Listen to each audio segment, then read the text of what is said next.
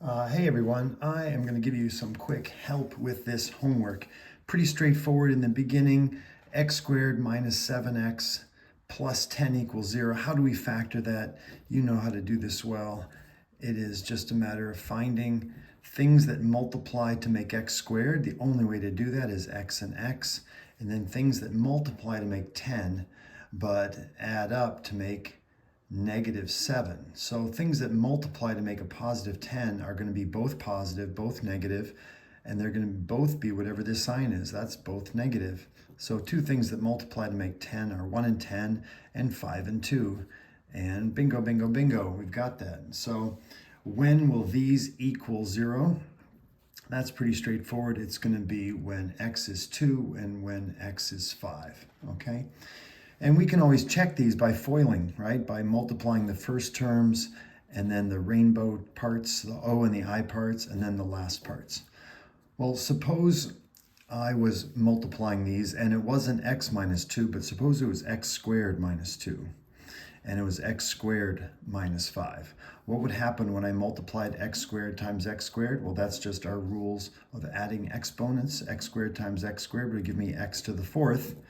And then the rainbow parts would now be made up of x squared terms, not x terms, but it would give me minus 7x squared. And then I would still get, because there's no x's involved, I'd still get plus 10.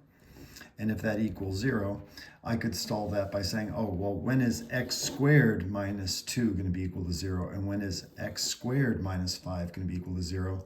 And if that was the case, I'd write two little side equations, and if it's x squared minus 2 equals 0, well, then we can add 2 to both sides. We know that x squared equals 2, and the square root of both sides would give me the solution. So x would be equal to plus or minus the square root of 2. And if I did it with the other term there, I'd get x equals plus or minus the square root of 5. And I would solve this. I would have actual 4 solutions that would give me a value of 0 there, okay? Well, the only difference, the key thing is that you have to look for this exponent to see, are they in a 2-to-1 ratio? Is it 6 and 3, or 10 and 5, or 8 and 4? And if it is, then you can factor as if it was a single x and then adjust the exponent, all right? So we'll do this one here for you. This is in that 4-to-2 or 2-to-1 ratio. So there's no equal to 0 here, so all I need to do is factor completely. And if I go to factor this one, you're just thinking like we did up above. What things multiply to make x to the 4th? Well, that's going to be x squared and x squared. If this is not an x squared term here, that won't work. If it's x to the 3rd, I can't do it. But in this case, I can. Things that multiply to make 36, that add up to make -13 would be -9 and -4, okay?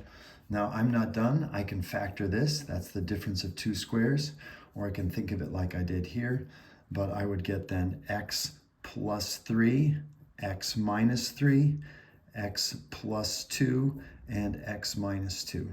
And I would now have factored that completely, okay? So you can do all of these like that. Hopefully you'll see the pattern and you will be successful. Good luck, everyone.